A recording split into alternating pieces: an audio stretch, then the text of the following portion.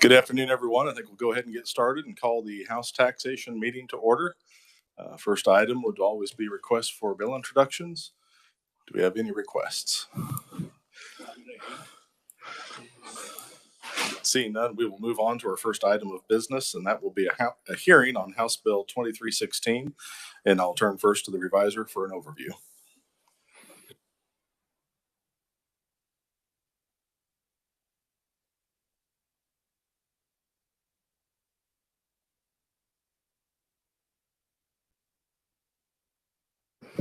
Thank you, Mr. Chairman.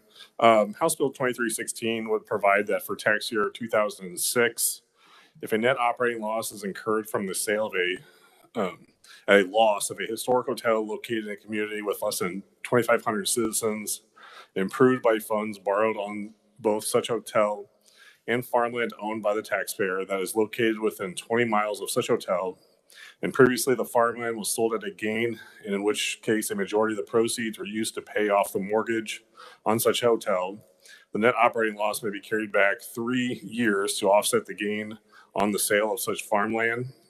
The taxpayer may file an amended return for the 3 prior years and also pay a refund with interest. And with that, I'd be happy to stand for any questions. Thank you, Adam. Committee, are there any questions?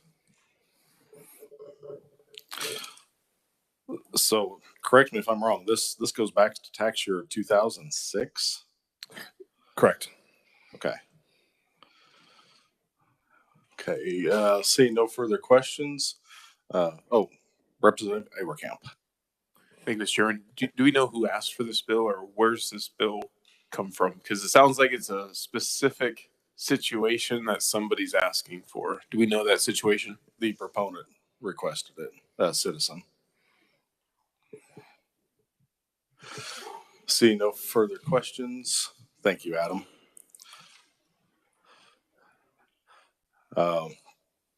I think unless Kathleen really wants to get up, we will go ahead and skip the fiscal note. You can review that at your own leisure. Pretty straightforward there, unless anybody has a question for Department of Revenue on the fiscal note. Seeing none, we will open up proponent testimony and welcome to committee Paul Finney. Welcome to committee. Thank you, Mr. Chairman and Mr. Vice Chairman. I started the historic preservation effort in Humboldt, and I finally put my money where my mouth was and restored a historic hotel. It was not successful, and the bank called my note. So I tried to sell the hotel, but nobody wanted to buy it. So I sold farmland to pay the bank. And that was in 2005. In 2006, the hotel sold, and there was a sufficient loss that I was able to take it back on my federal return and offset the gain. I was able to take the loss backwards and offset the gain from the sale of the farms in 2005 on my federal return. But in my state return, I was not allowed to do that because the legislature some years before had stopped the tax loss carryback of capital losses. No doubt one year when the legislature was short of money. But to offset it, the legislature provided that if you waited 10 years, you could get a refund. However, in the 2012 tax bill, which was supposed to be a tax reduction, that provision for a refund after 10 years was repealed. So in other words, in the middle of the game, the rules were changed. And that's what I'm asking redress for in my situation.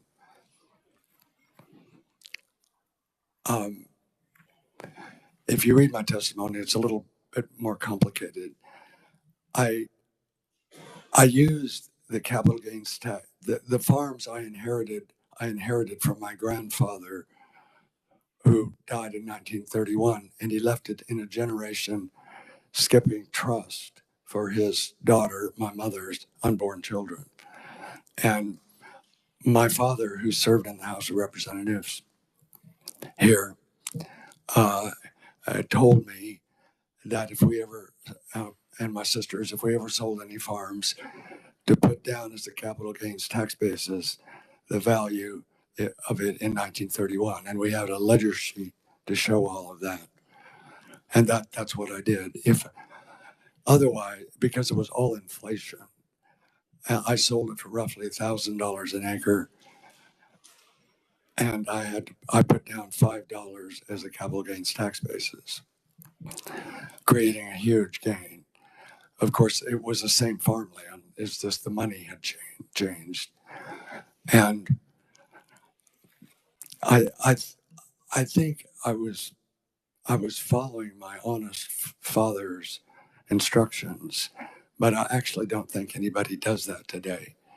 I think they just put down the value when, in my case, when my mother died. But that isn't what I did. Anyway, this bill will allow me to recoup the taxes I had to pay to the state of Kansas, and I had to pay nothing to the federal government. That is, I got it all back. And I just want to say that that the historic preservation effort in Humboldt has been a great success. And last year, we were cited in the New York Times as one of 52 places to visit in the world. And that's why the addendum to my testimony is labeled ad astra per aspera, because we reached for the stars and we've even touched them, but I need help, please, with the difficulties.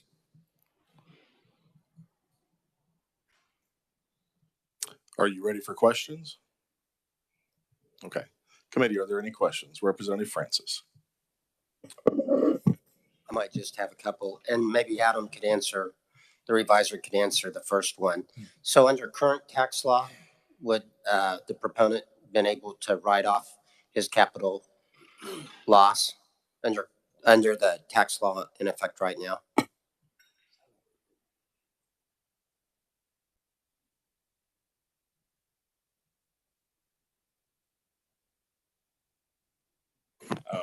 Apologies. Eddie and I were just kind of conversely. I need to check on the carry forward provision. That's been amended a few times the last couple of years. I'll need to check in to see what the status is of where Kansas law is on the carry forward.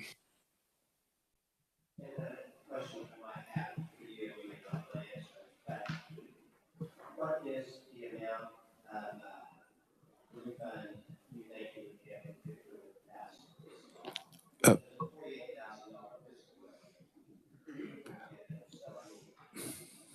That's about correct.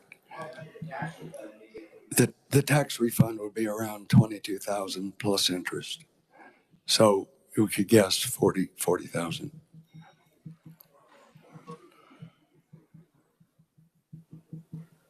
Any further questions, committee? Seeing none. Thank you for your testimony, sir. Thank you, Mr. Chairman. Thank you. Committee, I show no other opponents, or neutral testimony. Is there anyone else wishing to appear on behalf of 2316? Seeing none, we will close the hearing on House Bill 2316.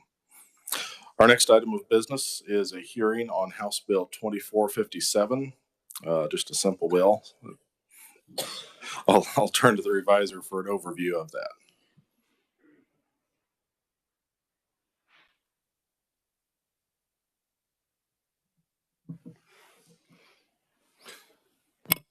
Thank you, Mr. Chairman. House Bill 2457 would make changes to the income tax, privilege tax, sales tax, and property tax provisions.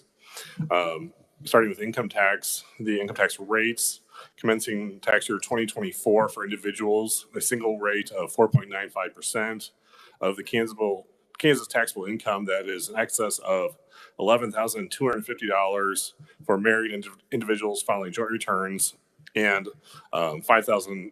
Currently, it reads 5,624. This is an error. It should be 5,625 to be half of the married filers. That would be for all other individuals. Then commencing in tax year 2023 for corporations, The normal tax is decreased from 4% to 3%. Currently in law, there is a potential for other decreases as a part of the prior Apex legislation. These prior decreases would be discontinued, so it would be held at those rates. The Social Security provisions in the bill, the provisions of House Bill 2109, expanding the subtraction modification for Social Security income is included in this bill, as came out in House Bill 2109.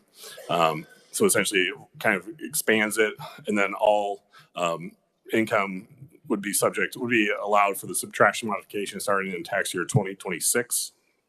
For the standard deduction, commencing in tax year 2023, the standard deduction of individual taxpayers is increased by $500 from $3,500 to $4,000. Then also in 2024, all standard deduction amounts would be increased by a cost of living adjustment. The income tax credit for purchases of food in the state would be discontinued in tax year 2023.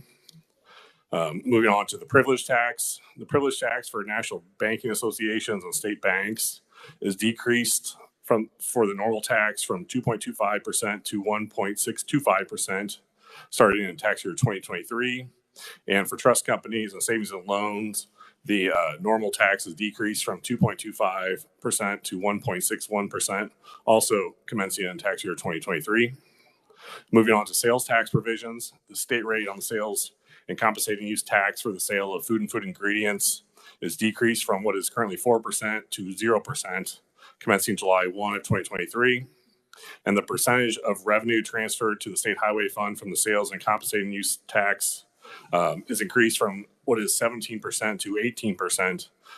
So transfers to the state highway fund would commence on July 1 of 2023. Then lastly, under property tax, the current $40,000 exemption from the 20 mills for residential property is increased to $65,000 for tax year 2023 and thereafter. And with that, I'd be happy to stand for any questions. Okay, thank you. I want to go through some things just in reverse order here, just for clarification. On the property tax piece, I believe we currently have a kind of a multiplier in place. This does retain that multiplier, what sets it at 65,000, then allows it to grow with inflation. That is correct. The current multiplier rate is in effect. It bumps up the current amount, and then the multiplier will then apply for years after that. Okay.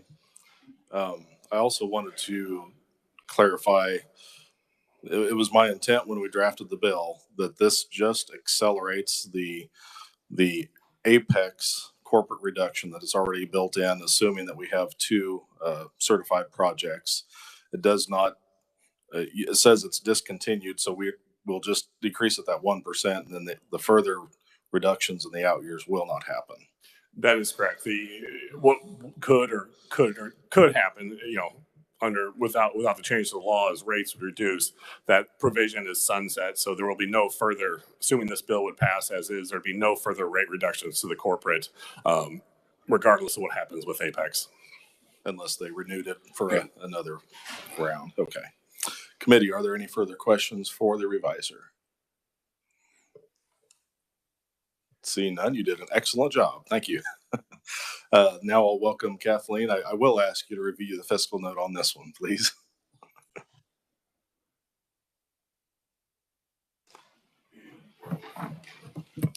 Mr. Chairman and members of the committee, Kathleen Smith with the Department of Revenue. House Bill 2457 would decrease state revenues by $641.7 million in fiscal year 2024, including reducing the state general fund revenues by an estimated $579.5 million, reducing state highway fund revenues by an estimated $6.6 million, and reducing property tax revenues to support K-12 education by an estimated $55.6 million. In the fiscal note, it does provide all the different components and how much the estimated fiscal impact is for each of those. For fiscal year 2024, those are the ones that I will cover. For the individual income tax rate, that's for tax year 2024, the estimated impact is 132.9. For the corporate income rate reduction, that is effective for tax year 2023, that's 124 million. For the privilege rate reduction, that is also effective for tax year 2023. That's 9.6 million.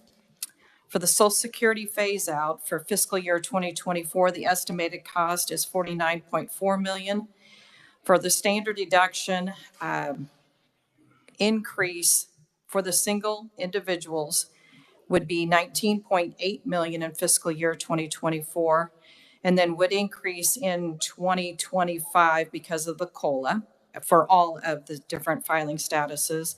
The food sales tax credit would expire after tax year 2022, so there is a positive 10.3 million for fiscal year 24 and 25. And then the state food sales tax changes, that is effective 7/1 of 23. And for fiscal year 2024, that would be an impact of 254.1 million.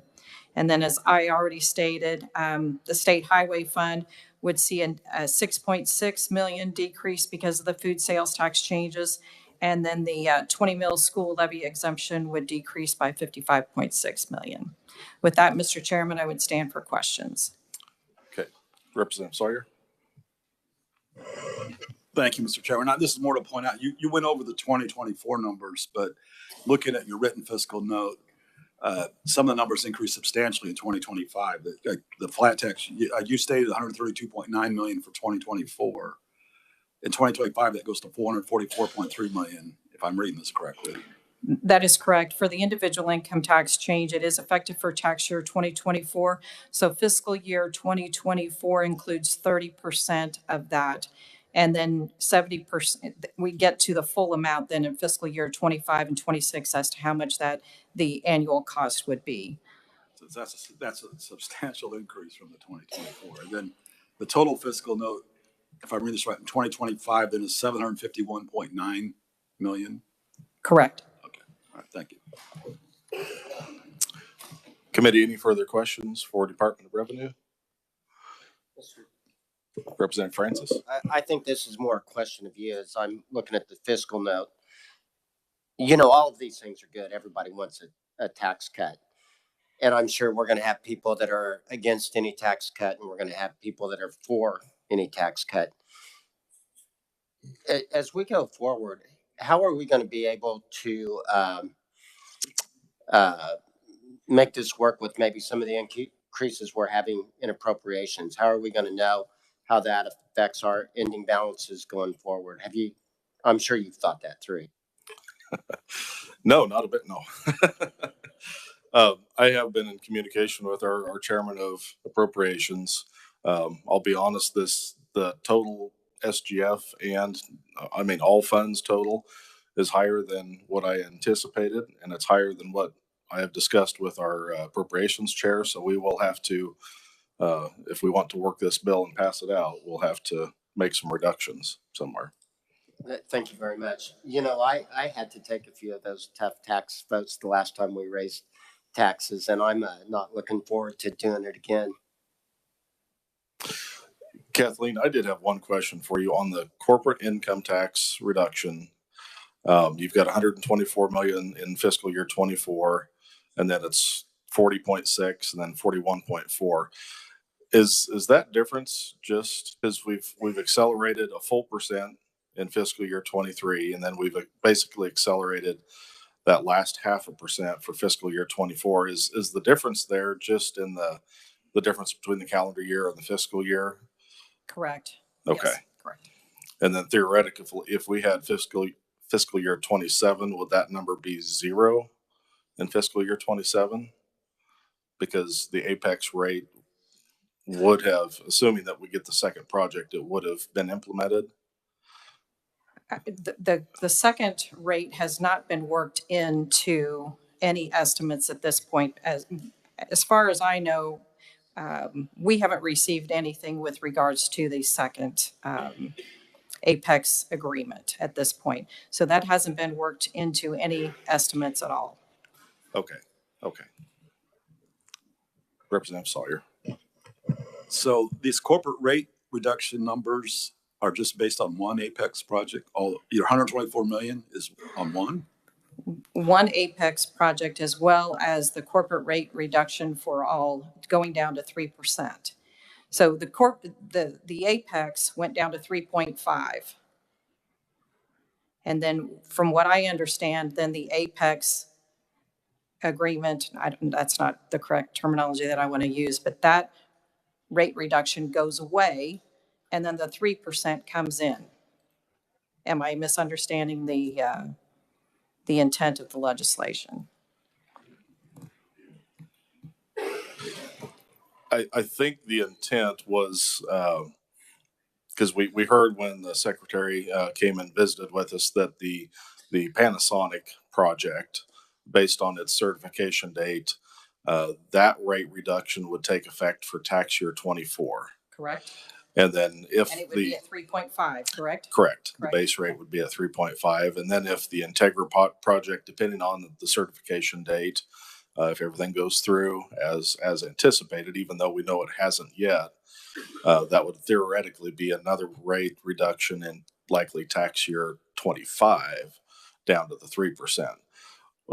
What I intended by simply accelerating those two into tax year 23, we kind of sunset or discontinue the Apex buy down, and we just take it immediately to that 3% rate for those corporations. Okay, well, we can sure look at that estimate again, but I think that we have estimated based upon what you've just stated. I think the numbers are correct. When I visited with research when we were discussing this, I think the numbers are correct. So, committee, any further questions? Seeing none, thank you, Kathleen. We'll now open up our proponent testimony for House Bill 2457 and welcome first Alex Orrell with the Kansas Bankers Association.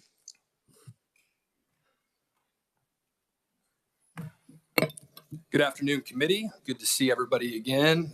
Good to be at the tax committee. Good afternoon, Mr. Chairman. I am Alex Orrell, Senior Vice President of Government Relations for the Kansas Bankers Association. It's a pleasure to be before you today in support of HB 2457. I've been before this committee many times, and multiple of you many times this year, so I'll save you the KBA explanation of who we are and the services we provide. You'll find that on page 1 and page 2 of our testimony. On page 3, you'll see the gist of our proponent testimony regarding 2457 and specifically section 3 and 4. But I do want to commend the chairman and members of this committee for taking a global look at tax policy that affects all Kansans and appreciate the look that you're taking at it, because I do believe some relief is needed for Kansans across the state, and appreciate that work you're doing. HB 2357 or 2457, my apologies.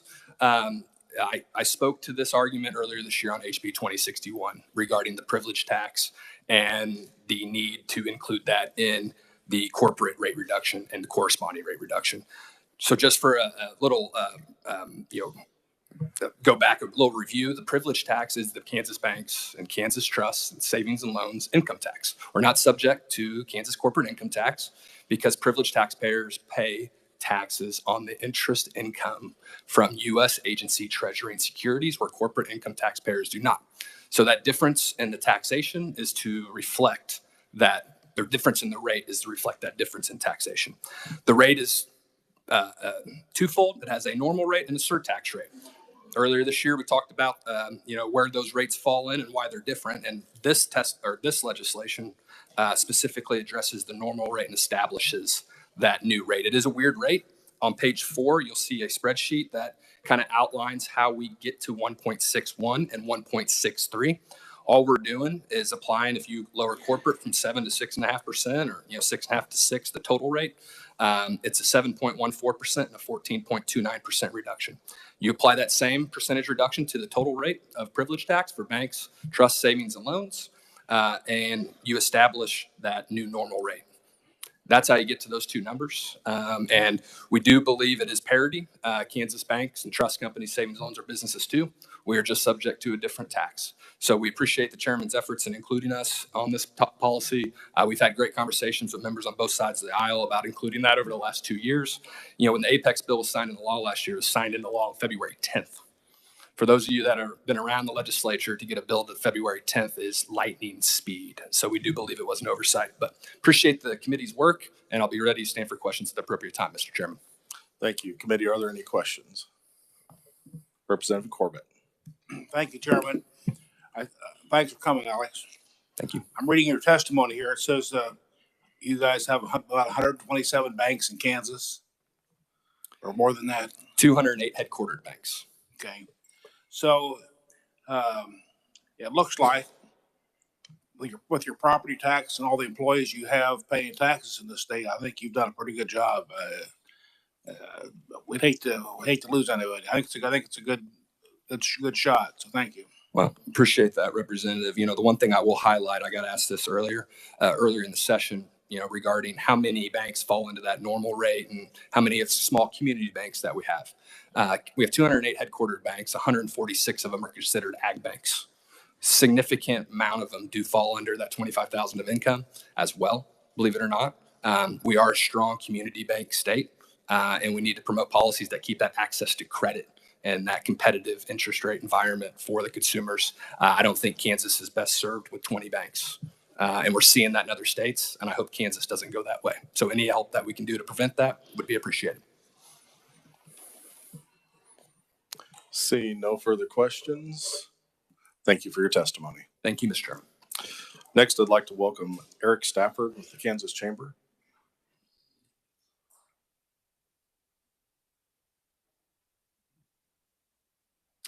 Good afternoon, Mr. Chairman and committee members. Eric Stafford with the Kansas Chamber, and appreciate the opportunity to testify in support of House Bill 2457. Same conversations we've had before about cutting income taxes, corporate income taxes, just overall providing property tax relief. But do appreciate the nature of this bill, that it is a comprehensive look at all tax liability, corporate property, sales, and personal income. We have stood before this committee asking for tax relief, looking to make Kansas more competitive, largely because we have to grow. We spoke yesterday at lunch to the Veterans Caucus. We are launching a Military and Veterans Affairs Council within the chamber to highlight and build relationships between the business community and the military community in our state. And Alan asked me to be sure that I mentioned that we lose 3,500 active duty soldiers a year. When they finish their service, they leave the state. And what can we do to keep those people here? And we have to grow, but we have to grow by retaining the people that we have, whether it's college students, military veterans, retirees. You guys have taken a look at many areas of tax policy with the common theme of what can we do to keep people here, but also what can we do to grow the state. And we have to become more competitive with our tax policy. Is that everything? No, but it is definitely one major factor and one major metric that has to be considered. So I won't rehash the benefits of going to a single rate. We've talked about that before. We do appreciate the acceleration of the corporate income tax reduction from the Apex projects. For whatever reason, those were largely delayed until 2024 tax year, when the projects went into effect in 2022 or were certified in 2022. And then the second one here just about a month ago was announced, or a few weeks ago, that would cause another 0.5% reduction. So I've stood before this committee and talked about a growth trigger. I know another conferee is going to talk about that. I would like to talk about just conversations I continue to have with the Tax Foundation. I think we're ready to move forward with trying to craft a concept or language on that. But really looking at the structure of what that would look like. Again, we're not trying to Representative Francis's question, if revenues drop during a recession, to say, oh, well, we've lost 30% of revenue. We've had 2% growth this year. Now we're going to go ahead and cut taxes again. The way you can structure it, working again with the Tax Foundation on that language, you have 2% growth, anything excess, you cut taxes. 2% growth, anything excess, you cut taxes. So over 4 years, you would essentially have 8% growth of receipts. But if that's your new baseline, that becomes your new baseline. So if we have a recession and we drop below, say, 8.75 billion is our new baseline after 4 years of allowing 2% growth and tax cuts, that baseline, you don't have a trigger until you get back to that, until you grow your way out of a recession. I think that's been one of the arguments against a growth trigger in the past, that, well, you don't allow the state to grow back to where it was before. You can structure it in a way that would allow that. I think last time I testified on income taxes in this committee, we talked about,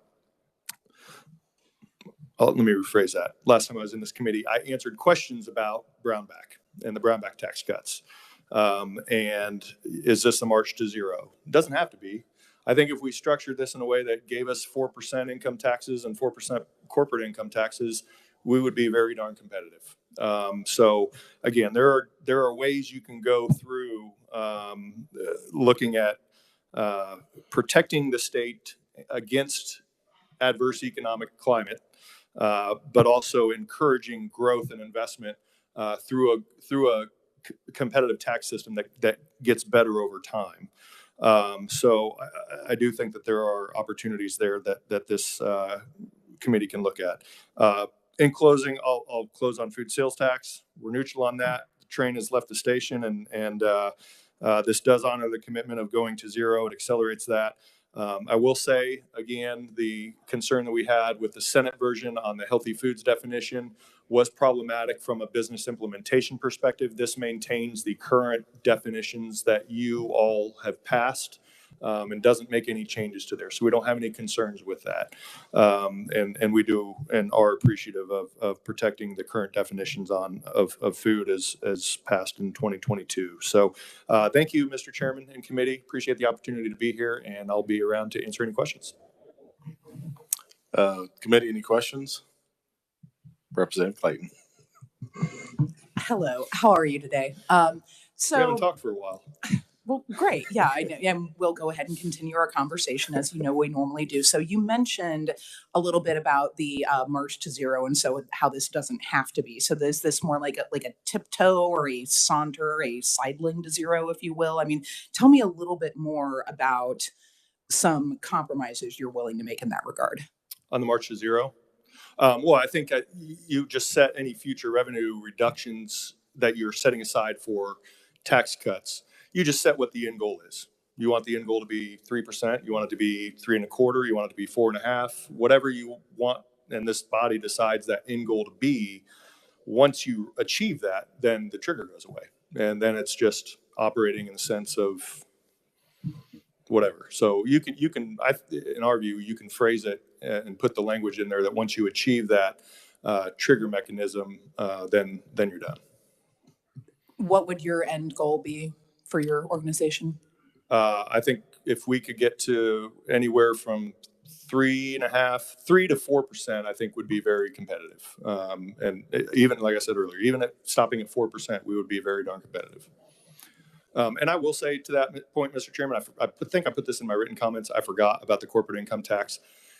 The reduction, we have what's called the normal rate in statute for corporate income tax, and we have the surcharge in corporate income tax, which is 7% on all income. So you're a combined 7%.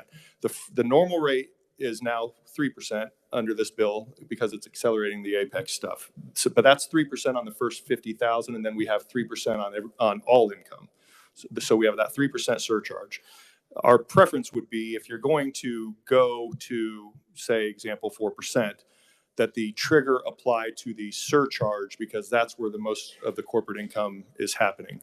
The fact that we're at 3% on both makes that a little difficult in how you balance it. If you wanted to stop corporate at 4%, you draw down on that top rate, but then implement a 4% on all corporate. That, to me, is the one area that we'd have to kind of work through, because depending on what your end goal is, our base normal rate of 3% on the first 50, unless you set your end goal at 3 or 2.5%, we're already there.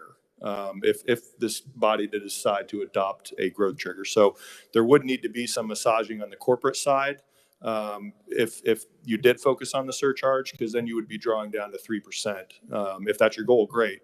But that is just a little wrinkle that would have to be worked out and not neglected. So just want to put that to your attention. Yeah, and to that point, this bill that we're discussing today establishes a single rate for individual income tax. All it did was just accelerate the current, surtax, base tax that we have for corporate and the banking fees as well. As you know, nobody pays that effective or the full 7% on the corporate because it's an effective rate. The more you make, the closer that rate does get to 7%. But it was a little bit complicated when I started doing the math to decide, if we established a single rate for corporations, what that rate needed to be fair. We don't have standard deductions. We don't have things like that for corporations. So we would essentially be unable to say that it was not a tax increase for anybody when it came to the corporations. But ultimately, this bill, we didn't get that put in here, but that might be something we can address at a later time. Yeah, and by no means is it a bad thing to have it structured the way it is now and work your way to a single rate. I think that's perfectly fine. You'll have to be careful, and maybe it is easier just to phase out the lower rate and the 3% on the first 50, and then that goes away, and then then you're to a single rate. I mean, there's ways to play around with it and work with it. Any further questions, committee? Representative Hoheisel. Thank you, Mr. Chair. Thank you, Alex. Or I'm not Alex. I was thinking about my banker friends. Thank you, Eric, for being I'm here flattered, today. by the way. Yeah. Just small height difference, but we won't get into that.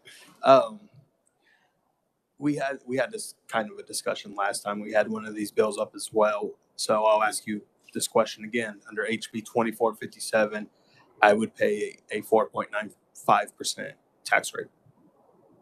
And under HB 2457, my wife would pay a 4.95% tax rate, correct? That's correct. Okay. I just wanted to verify that again. Thank you. Thank you. Thank you, Mr. Chairman. Representative Corbett. Thank you, Chairman. Eric, I think you're right about when you said this. This bill here has a lot of good possibilities to grow Kansas. We haven't seen something like this for years. They've tried to we've tried taxing ourselves into prosperity. That's not working. So I think this will stabilize who's here and maybe bring some people in. So. Yeah, and two, I pulled this up just listening to fiscal notes and wanted to pull up the governor's budget report. And it's important to look at both receipts and expenditures dating back. I'll go back to 2018. Let's say 2019, pre-COVID. So the year before COVID, we had receipts of $7.3 billion, expenditures of $7 billion.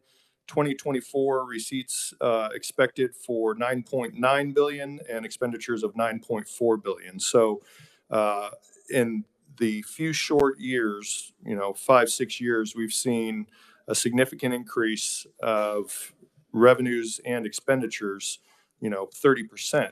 I think this year is currently projecting to be another year of 10% growth of receipts. And I understand the concern over not doing anything that puts the state in a bad financial position. And I think everybody on this committee has been very sensitive to being careful on how we structure any future tax changes that this state is going to experience for its taxpayers. But I think if you ask Kansans if they've received a 30% bump in their revenue, most would say no. And here we are with the state experiencing 30% plus what we're going to experience another 10% this year or 9% this year on top of that, being able to have responsible tax cuts that by no means total a 30% increase, nowhere close to it, or 30% decrease. I think what this bill putting forward today is still very responsible, and again, can allow future opportunities to gain a more competitive advantage to acquire capital investment and population growth for the state.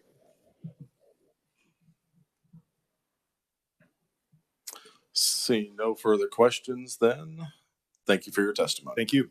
I'd like to welcome next Michael Austin with Americans for Prosperity.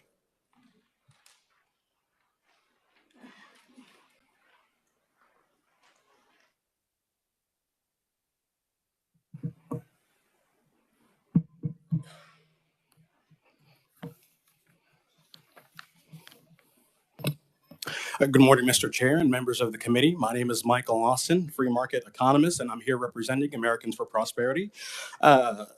very similar testimony to the last time I was here, speaking on, I believe, Senate Bill 169. One, of course, thing I wanted to bring to our attention was, of course, the simplicity of the flat tax, but also how it helps prevent against inflation. If you go to the written testimony that I provided, on that second page, I provided a bit more detail as to how a single tax rate could actually help, of course, fight the inflation that we've been seeing in the last couple of years. Imagine if you have a family of four, of course, husband, wife, 2 children, making $60,000 in 2019. That $60,000 in 2019 could buy them $60,000 worth of goods and services. And of course, under our current tax system, they would have a tax liability of roughly $1,600. Now, let's take into consideration the record amounts of inflation that we have seen since 2019. It's been roughly 13.8% increase in prices. If the employer for this family says, I want to give you a pay raise just to help keep up with the standard of living, I'll raise your wage to 13.8%, then that family in 2022 would make $68,280.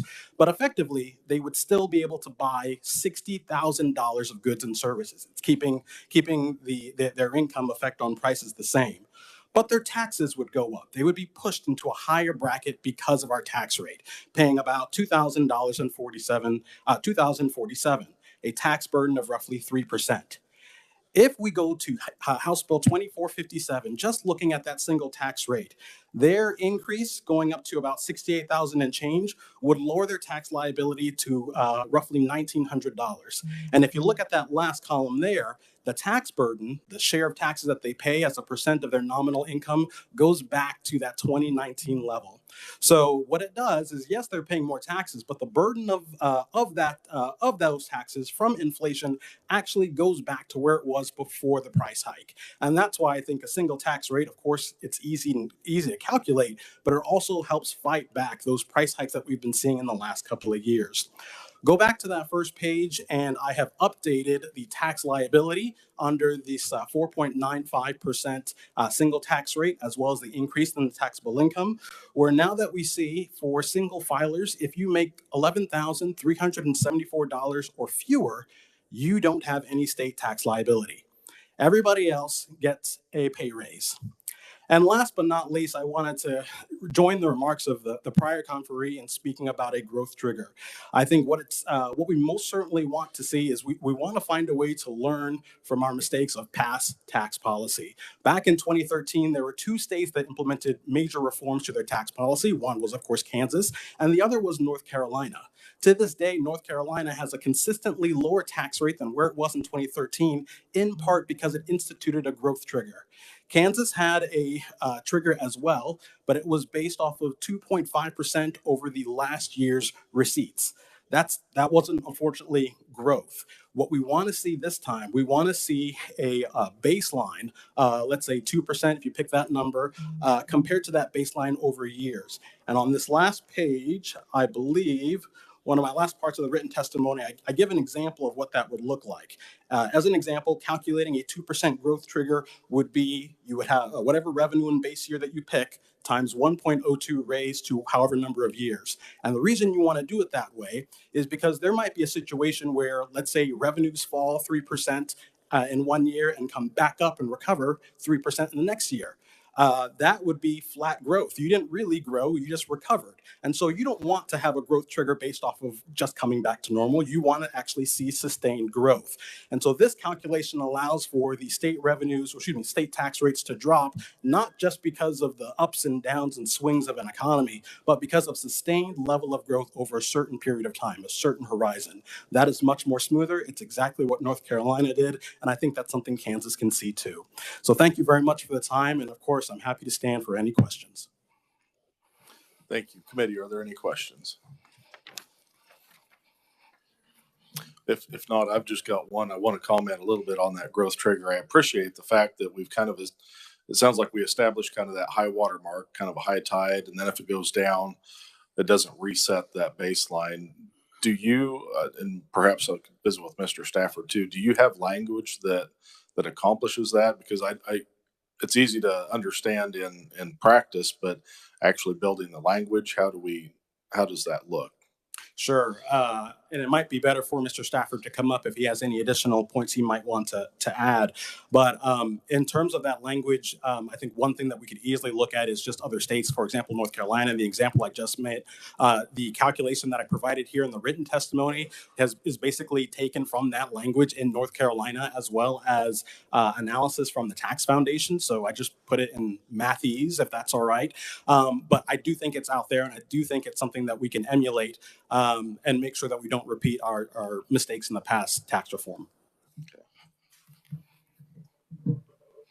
Yeah, Mr. Chairman, I just will add that I did email Jared with the Tax Foundation this morning just to ask if they did have any language or could help craft that. So haven't gotten a response back, but I think based on the outline that they have provided, the communications that they provided with us over the last week and a half or so that I've been emailing back and forth with them, I think we can take conceptually what they're looking at and recommending and turn that into language. But I am still waiting for an email back from them to see if they can go from that. To Michael's point that he was referencing North Carolina, they build their dollar figures into statute, and it's something that they have to come back and amend every year. That would have to be something that this committee would take on, but that is how they structure it to where it's built in like that. Representative Helgerson for a question. You referenced North Carolina. What did North Carolina do with spending, and how important is spending in relation to the tax reduction plan? Thank you very much, Representative. Spending is very important. Something I always like to say, of course, is Kansas doesn't necessarily have a revenue problem. It has a spending problem. And I'm sure, as our many representatives here can remember, the reversal of the 2013 tax package didn't come because revenues weren't growing. Revenues were growing. The issue came because there was an imbalance between state spending and those revenues. In other words, that state spending wasn't dealt with. So I think it is very important to get that spending under control if we're going to have a sustained level of tax reform. Now, of course, this is a tax committee and not a budget committee, and so I don't have, I am not here to present my testimony on the budget. But here at Americans for Prosperity, something that we did look into is how can we find efficiencies in spending, making sure that every taxpayer dollar spent has a benefit to the public. And by highlighting that benefit and prioritizing, we were able to find a number of dollars for the legislative body to consider that they could do in addition to this tax package. Next question, Representative Francis. Thank you, Mr. Chairman. And I don't know if I'm missing something or I don't understand the terminology, but we keep talking about a 2% growth trigger. And one of the things I've seen in the last year or two is some of the inflation that's coursing through our system. It's affecting what our salaries are, just like everybody at home. But are you guys thinking of just a flat 2% growth, or is there some kind of adjustment that makes as inflation becomes possibly set in our system? Thank you very much for your question, Representative Francis. When we're dealing with inflation, I guess the real question is this a sustained level of inflation, or is this going to be 1 year or 2 years? Because if it's going to be relatively short term on the basis of 1 year or 2 years, then the calculation that I provided in my written testimony wouldn't trigger a rate reduction based off of high inflation in 1 year. Or in other words, the example that I gave, if you have a recession and let's say the revenues drop by 3%, then the next year it comes back by 3%. Over that 2-year period, what was the growth in revenue? 0. Right? And so that is that's the baseline you want to take a look at, not looking at year over year. In the 2013 tax package, I believe there was a trigger of sorts that looked at 2.5% compared to the revenues of last year minus any payments to the retirement system. That was unfortunately problematic because of wild swings in tax revenues that didn't really lead to any growth. So as I said before, you could have a recession and recover and you won't see any growth, and yet could still trigger a tax rate reduction, or you could see a sustained level of growth underneath that 2.5% actual growth and still not see any growth in there. So you want to find a way so that over the horizon, you pick a figure, whatever figure works for you, you pick it. But over the horizon, you want to see a sustained level of economic growth, not fluctuation in revenues. So again, maybe I'm not understanding. If we set a 2% growth, Is it 2% growth regardless of the reason of the growth?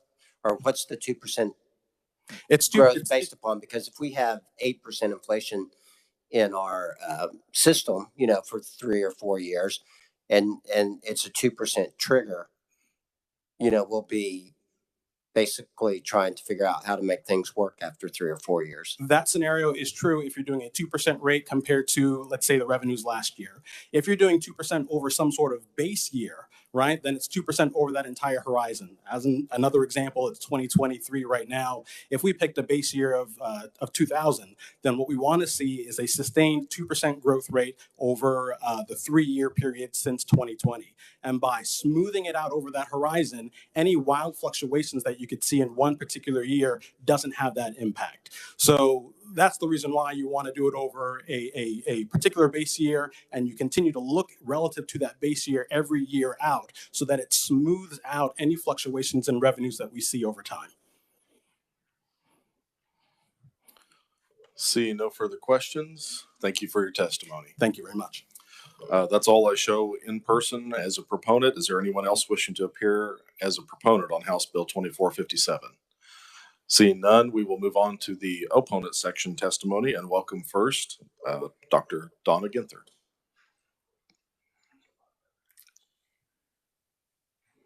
Welcome back to committee. It's above my head. I'll just hold it like this. Well, thank you. It's a pleasure to be back. I am going to provide some opponent testimony, but it's nuanced opponent testimony on House Bill 2457. So as you know, I've served on the Governor's Tax Reform Council. I was the chief academic advisor. And I'm concerned about this bill because of the cost and sort of reducing all income tax on Social Security. That said, I strongly endorse many provisions in the bill, including the repeal of the state sales tax on food, the increase in the standard deduction, and increasing the extent of the property tax exemption. And the report that I handed out last week showed that the council made all of these recommendations: axe the food tax, expand the $20,000 exemption from the statewide mill levy, and expand the standard deduction. So these are all great things. You've heard me talk before about how regressive food taxes are, and I don't need to belabor that point. Eliminating it now will give much needed relief to families, especially when you consider that we come in 48th in providing SNAP benefits. Extended SNAP benefits ended this month, and we're going to have hungry children and families moving forward.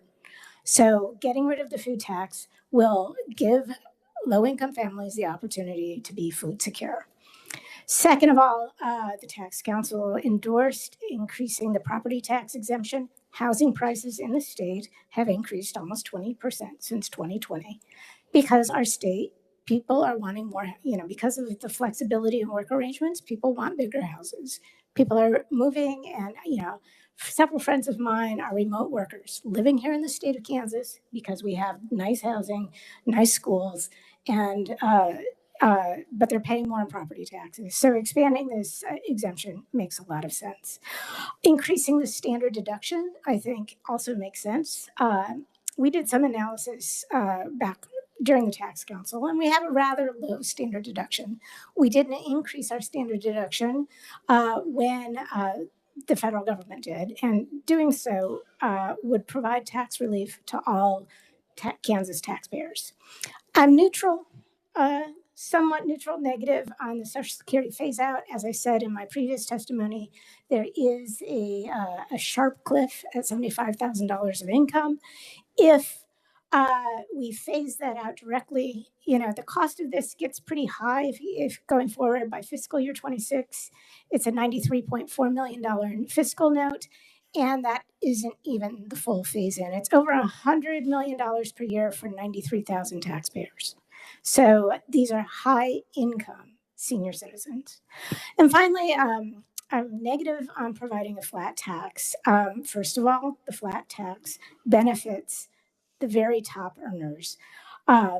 So I have a figure in my testimony that shows the top 5% of married couples filing jointly with Kansas income exceeding $300,000 per year receive an average cut of about $6,600, and this is 51% of that total tax cut, going to a sliver of our total taxpayers. The bottom 50% of married couples will receive only 11% of that tax cut. Others, if you look at 3% of households earning above the 250 gross Kansas adjusted gross income, will get 44%. Second, this bill is expensive. That's my major concern. By fiscal year 2025, when it's fully implemented, it's a $444 million fiscal note. If you couple that with the other provisions of the bill, by fiscal year 25, according to the fiscal note I saw, Kathleen's numbers were a little higher. I showed it in fiscal year 25 as $707 million. In an economy that is going through some rocky times. I was just looking at the banks, because of this banking crisis with our regional banks, there's a lot of economic uncertainty these days. Fourth, I'm beating the dead horse of the Brownback tax cuts and how that bankrupted the state general fund, but there's an opportunity cost to bankrupting the state general fund. We opened the bank of KDOT, and our roads fell into disrepair. I drive from Lawrence to Topeka, and we're making emergency repairs on Interstate 70 that we didn't do because we didn't have the money to pay for standard maintenance.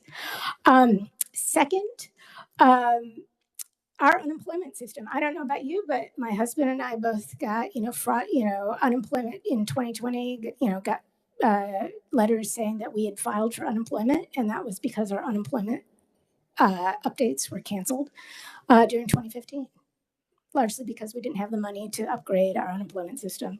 It costs the state billions of dollars. We have to run the state.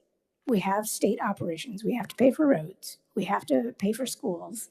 And if we are not careful, we won't be able to do that, as we learned the hard way during the Brownback tax cuts.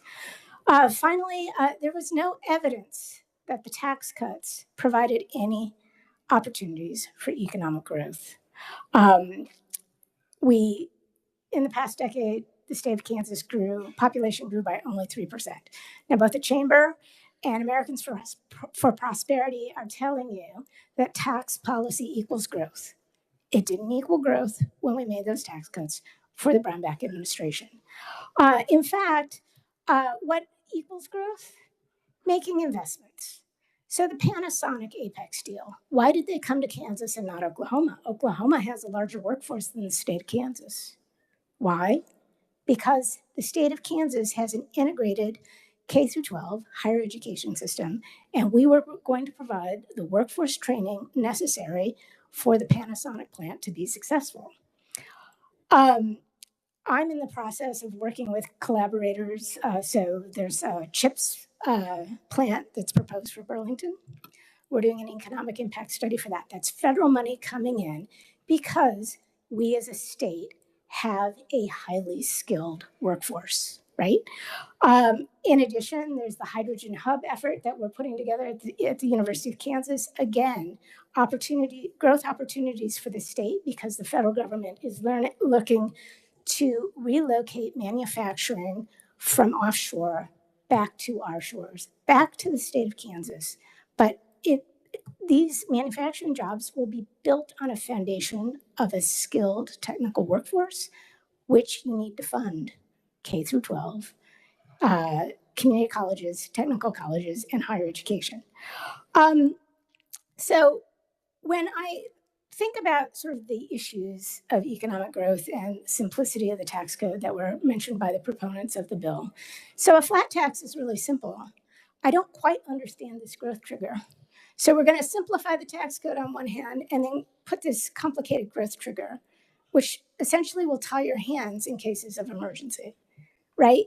You as legislators will have to deal with crises in the state budget. COVID is one example. And if you have this hemming yourself in or limiting yourself in terms of revenue, you're going to have less opportunity to address those types of challenges facing us. So as an alternative to consider, extending or expanding the standard deduction may be an opportunity to give a broader tax cut to all Kansans instead of a top-heavy tax cut from the flat tax. And I'm happy to answer any questions you might have. Thank you, Doctor. Committee, any questions? Representative Helgerson. I appreciate your information, and I've heard, I'll say right up front, I was one of the individuals that supported the tax increases that to deal with the effects of the Brownback experiment. But one thing that's not talked about, and I coined a term for it, and I call it the Bicknell effect. If our income taxes for the higher earners becomes so high in comparison with other states, we see an effect where individuals will move out of the state. Gene Bicknell is an example. Multimillionaire, had the flexibility to move out of state and locate, and we ended up paying $67 million or something like that. Mm-hmm. A number of individuals, a number of businessmen have the flexibility of choosing whether or not they want to make Kansas their home state or somewhere else. And California is what California, New York, and several other states have documented this. Where does the line draw in Kansas with Texas as comparison or some of the other states, that if our income tax is so high, we're going to lose some of the wealthy individuals, and the wealthy individuals are the ones that pay the taxes in this state? Well, and in particular, what I'm looking for is, has there been any research to that effect anywhere in the state? there has been some research on high marginal tax rates, but mostly looking at California, which has a much higher tax rate than in the US. And you see people have moved out of California. You see retirees tend to move out of the state. And the question is that push or pull? Are they moving to be with their children, and their grandkids, or are they moving because of tax treatment? It's unclear. Our high marginal tax rates are not outrageous. They're lower than they were a decade ago. Even though we lowered the rates and raised them back up in 2017, we didn't raise them back up to what they were, and we don't have the fourth income tax bracket. So the question you have to ask, everything in economics is a trade-off. Are you going to want to attract more people to your state? And I'll point out that Johnson County is the fastest growing part of the state. Johnson County has high taxes, right? Its property mill levels are low, but the values are high. The sales tax, the county sales tax, there's like 70 different sales taxes in Johnson County. And the sales taxes, average sales tax is about 9%. And that's not deterring people from moving. I hired somebody, instead of living in Douglas County, she's living in Johnson County. So people look holistically at what the state has to offer. And she was attracted to Blue Valley School District and lived there, right? So that's how some people make the choices. Our housing values are still relatively competitive with those across the country, and that makes us attractive. So, if we lose 1 millionaire and gain 10, middle-income families with children who want to stay here and raise their families here, how do you value that? Let me go back. What I'm looking for is any research and comparisons that have been done. I know there's been done in California and New York. Is there any in the Midwestern part of this country? So I've been wanting to do a study on why Kansas did not grow in the past decade. What were the factors that contributed to the lack of Kansas growth in terms of taxes, in terms of job growth and economic opportunity? Nothing has been done specifically in Kansas, but I think this is a really important question to ask. Why haven't we grown? What are the factors that have contributed to that? Representative Corbett. Thank you, Chairman. One of the questions I have for you today, if you've gone through this bill, Have you figured out personally how much money this might save you in your taxes? Oh, it saved me a lot of money. I have a dual, from me personally, you're talking about? Yeah, Yeah, it saved me a lot of money. I think that's good. Well, I think having good schools is good. I think having a social safety net for people in the community is good. So I'm happy to pay my taxes. But if you probably travel around and you visit with people, very few people will say to you, if you see somebody, tell them we want to increase our taxes. You don't very seldom hear that. Well, you're not talking about increasing taxes. You're talking about cutting taxes. The question here, I agreed with I would say over $100 million in tax cuts, more than that if you add in foods, the full deduction of food sales tax. Food sales tax is $400 million. So I'm advocating over, for a cut, but not going the full distance. But you'd have to agree if someone was on a fixed income, like a lot of the retirees, this bill would help them quite a bit. Maybe keep them here. The retirees who you'd be helping are receiving $75,000 or more a year. These are not fixed income people. They have high retirement income. Representative Clayton. Thank you, Mr. Chair. And boy, you were spot on about Johnson County, which is the economic engine of the state. But also, I want to sort of pose this not only for your organization, but to our chair and the committee members and to the proponents of the bill. One thing that I have noticed that continuously comes up as a theme in this committee is we are not growing. We are losing people. We talk a lot about losing retirees, but honestly, I have an 18-year-old who is at school in Chicago, and I legit texted her and I said, hey, if we changed our tax policy, would you consider moving back to Kansas City? And she was like, LOL, mom, what? So obviously, but we do want to look at not only keeping our retirees here, but also doing things to keep our young people here. But I've noticed that we all tend to have major philosophical differences in that regard. So I would really like to see, and I don't know if I'm out over my skis here, Mr. Chair, but perhaps an interim committee that is either based from tax or from commerce that studies why do people stay, why do they leave, is it tax? Is it, some of the weird stuff that we do, that sort of thing? What really is the deterrent? And I would really like to see that sort of study being done by you and by some of the proponents of the bill, because we always have these arguments and it always comes back to that as the one essential thing. So, yeah, let's start that dialogue. Let's start the research. I'd love to see a partnership, frankly, with all of us working together to solve this problem instead of using it as sort of, political hits, really getting down to what it actually is. Thank you. I think it's unclear why we haven't grown as a state. Nebraska and Iowa, Missouri grew less than we did for obvious reasons. And Iowa, Arkansas, Nebraska, we're growing more quickly. We can do better, I think, and we have lots of parts of our economy that are strong and attractive. So I think that's it's trying to understand why that was and what we can do differently. I think is essential. I don't think it's tax policy. I think the important thing that we can all recognize is that at least we are growing more quickly than Missouri. So we'll start from there. We are growing more quickly than Missouri. Representative Bergkamp.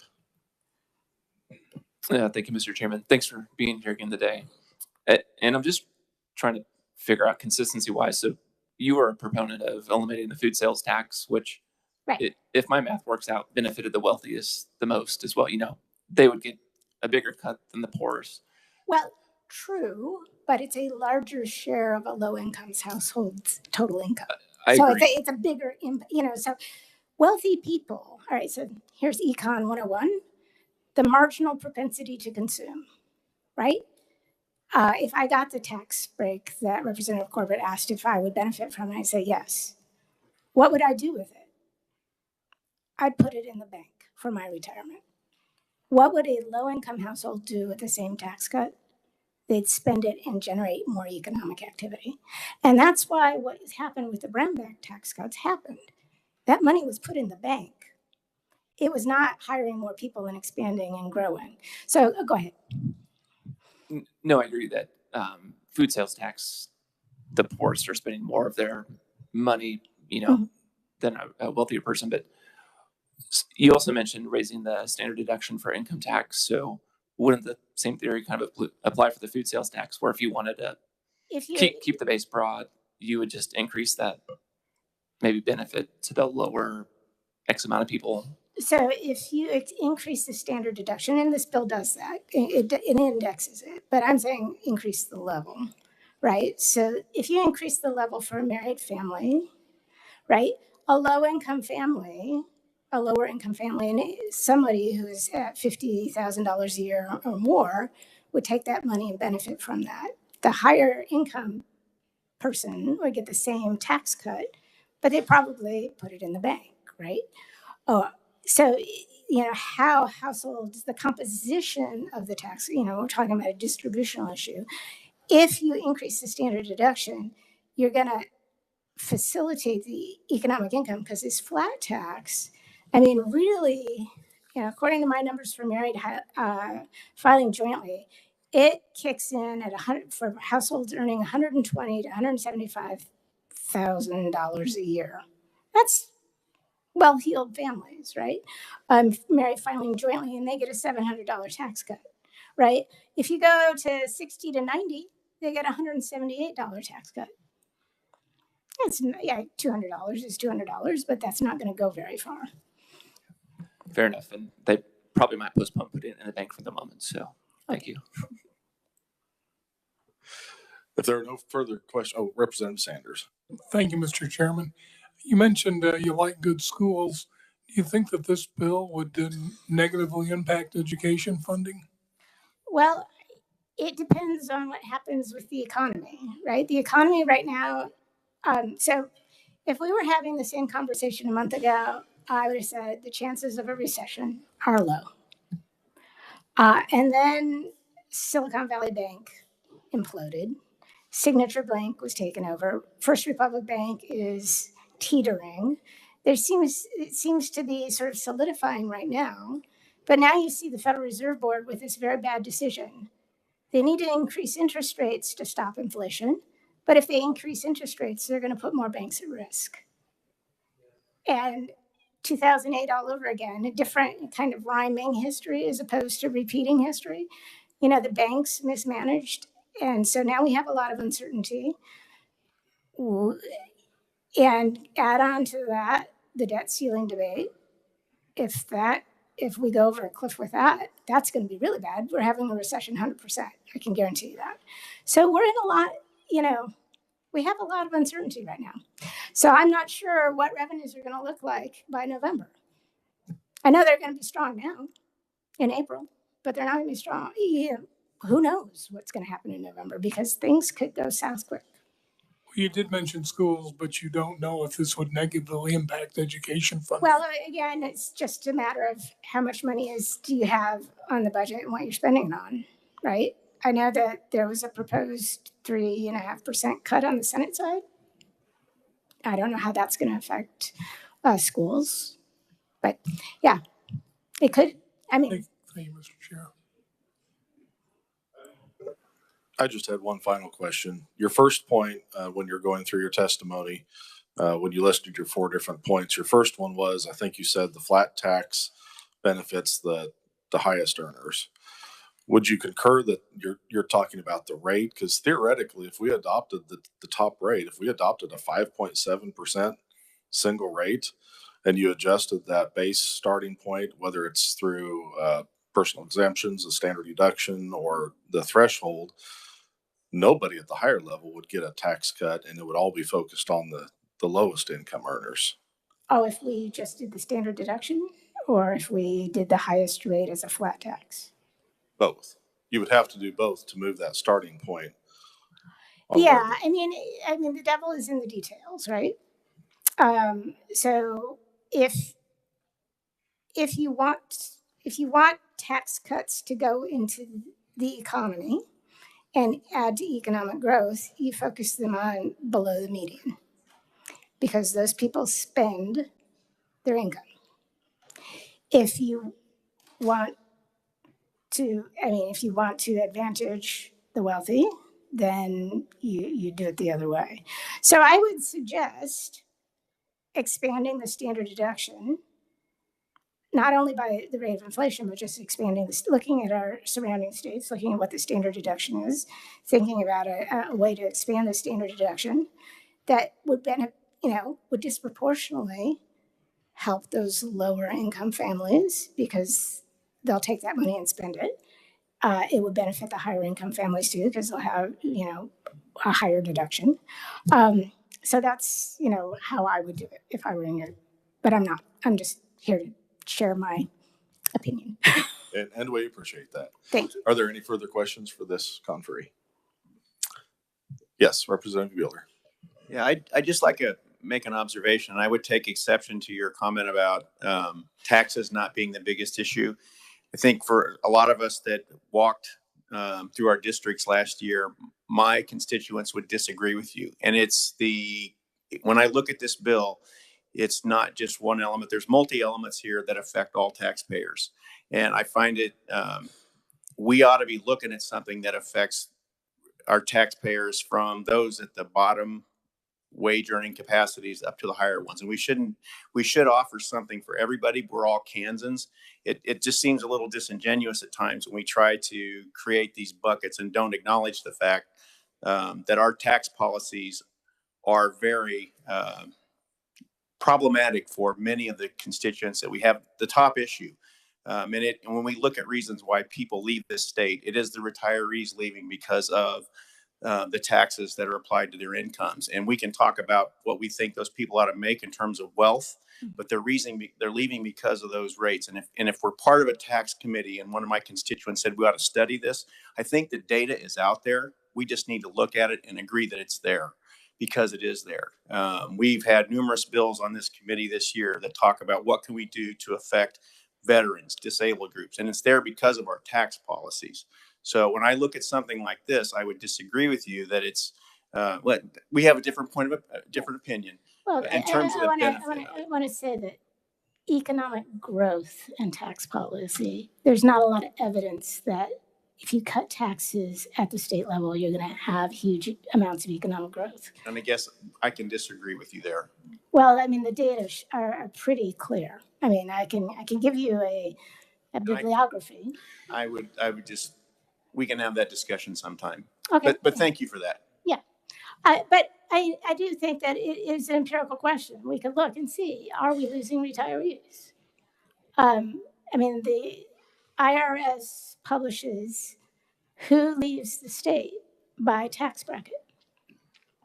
One of the things that the Board of Regents has asked me to do is to look at what are the wages that we are paying for college graduates, because they're concerned that our employers are not paying competitive wages for engineers and for business majors relative to other states like Texas and Colorado.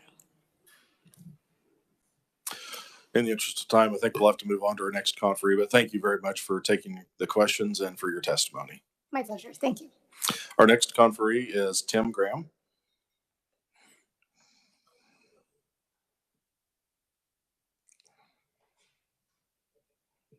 I hope everybody's still awake back there. Well, if you are, I may put you to sleep. No, I won't do that. Chair Smith and members of the committee, thank you for allowing me to be here again to testify. We are in opposition of 2457. KNEA has supported policies that are included in this legislation. However, we're disappointed that it's bundled in the manner in which it is. I'm trying to bring something new to the committee because I've been here now. I think this is my fourth time on this family of bills that we're talking about. I want to try to stay positive.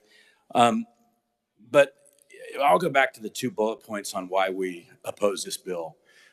Fairness and feasibility. Now, I've been up here, like I said, 3 or 4 times now talking about the flat tax. You've had other conferees talk about the flat tax.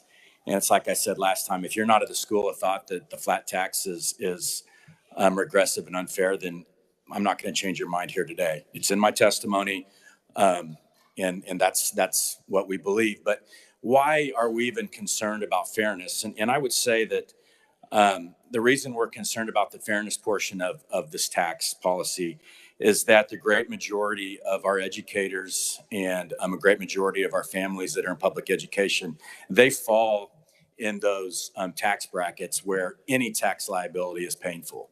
So thinking of the idea of an educator, and I know this is a worn out old cliche that we used a lot in recent Kansas past, but thinking of a teacher paying the same rate as a CEO is unfair from our perspective.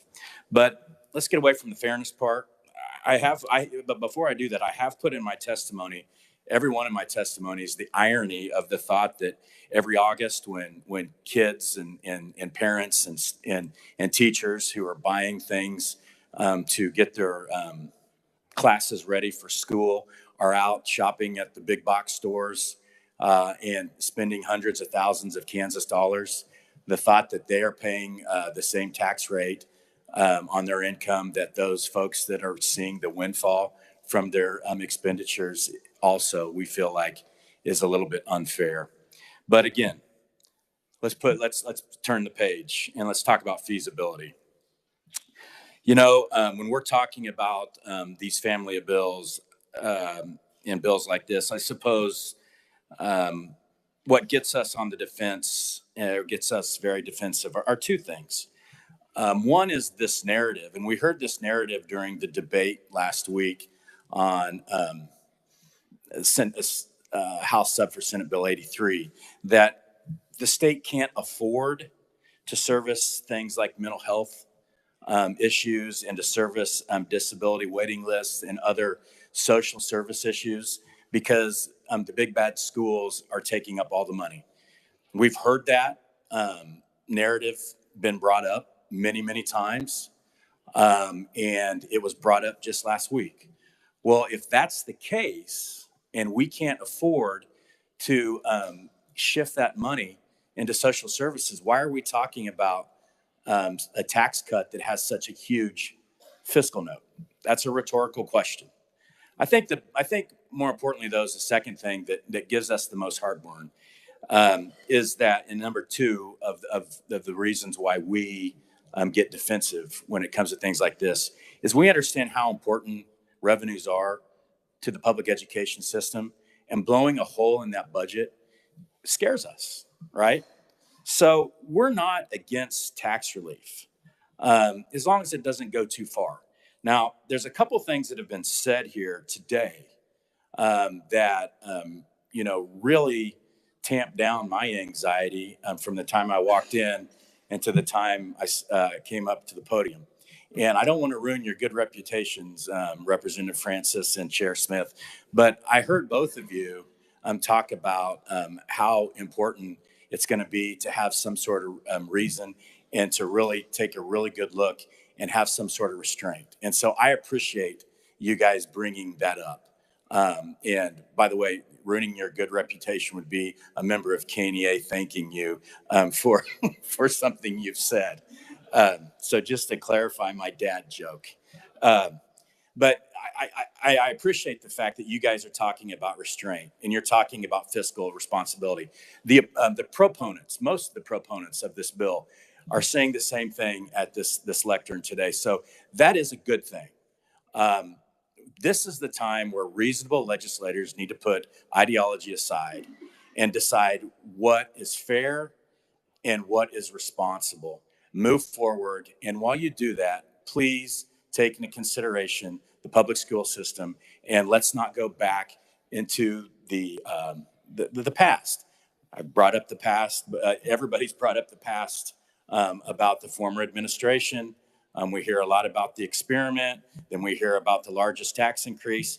This is the first time I've really mentioned either one of those. But what I would like to mention again, like I did last time I was at this mic, is what happened back in '98. A similar situation, Senate Bill 500. We went too far, And a couple years later, at the early part of the millennium, we were back to raising revenues in this state after a huge tax cut in '98. So we're just asking for restraint and responsibility, and we thank you for your time. Thank you. Committee questions. Representative Sanders. Thank you, Mr. Chair. So, Tim, I'll ask you the same question I asked the professor. Do you think that this bill would hurt public education funding? I think it has the potential. I mean, when you think about the fact that our budget is the budget for public education is the largest item in the state budget.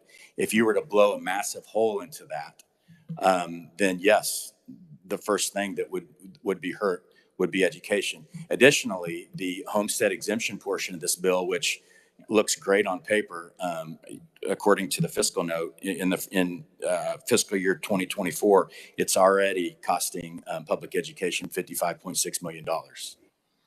Thank you, Mr. Chair. Representative Bergkamp. Thank you, Mr. Chair. Thanks for your testimony, and just more of a statement than a question, but I don't think it's necessarily fair that you harp on CEO pay versus, I look at what some superintendents pay, and I think a lot of small business owners would love to make that money. So just a comment. Harping on CEOs versus superintendents? Yes. Well, there's a few superintendents in the room, so I didn't want to use them. That's fair. And I mean that God is my witness. So I changed it to CEOs. But thank you. See no further questions. Thank you again for your testimony. Thank you. Next, I'd like to welcome Emily Fetch.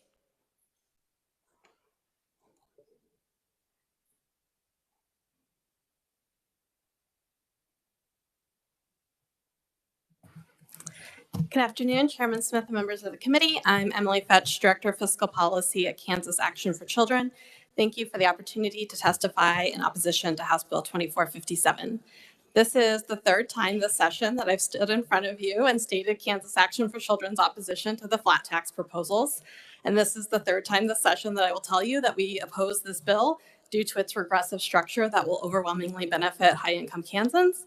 And this is the third time this session that I can explain that lower-income Kansans pay a much higher effective tax rate than their high-income counterparts, and a flat tax would make this disparity even more pronounced. And I'm really hoping that the third time is the charm. But I would also like to share some details about why Kansas Action for Children cannot support this proposal. We cannot support a proposal where the top 1% would get a tax cut more than 30 times the tax cut that middle-income Kansas households will receive. And when I'm saying the top 1%, I am referring to Kansas households that make more than $622,000 a year with an average income of $1.75 million. And they would receive a average tax cut of roughly $12,000 under this new structure.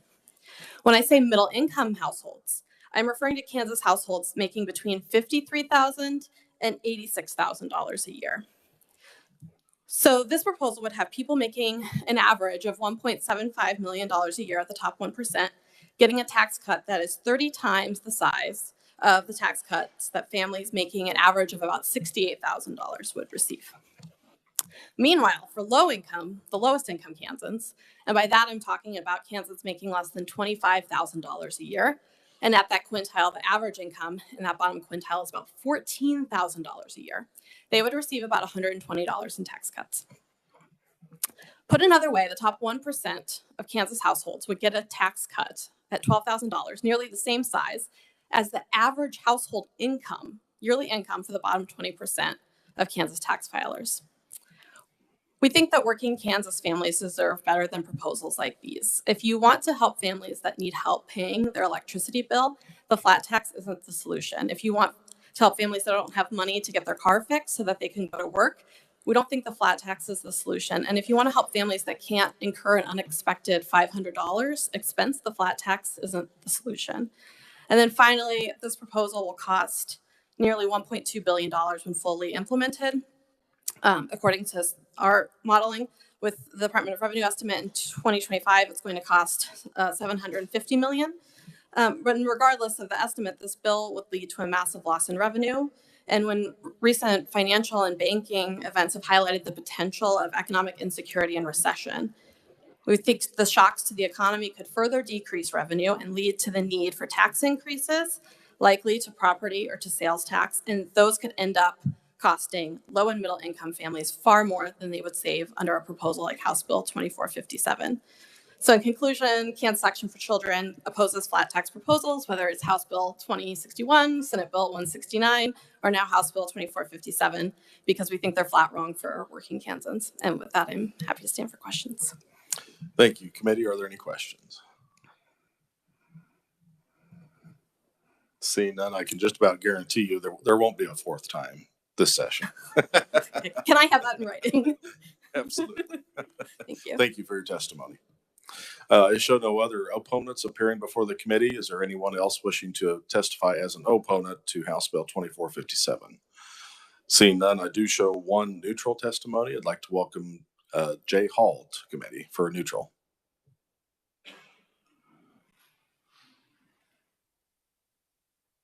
Thank you, Representative Smith. Jay Hall, the Deputy Director and General Counsel for the Kansas Association of Counties. We are neutral on this bill because we don't take a stance on the majority of the bill. I did want to thank the committee for including the reduction on food sales tax and only limiting it to the state rate, because that is what is important to our Kansas counties, that we have the ability to continue to collect the food sales taxes that pay for so many of the services that are important to our local communities. And so with that, and seeing that the hour is late, I would be happy to stand for any questions. Thank you, Mr. Hall. Are there any questions? Seeing none, thank you for your testimony. Thank you. Is there anyone else wishing to appear as neutral on House Bill 2457? Seeing none, we will close the hearing on House Bill 2457. Committee, we did have scheduled to work Senate Bill 8, but in light of the hour, I will push that back till tomorrow. So we will work Senate Bill 8 tomorrow. And we are adjourned.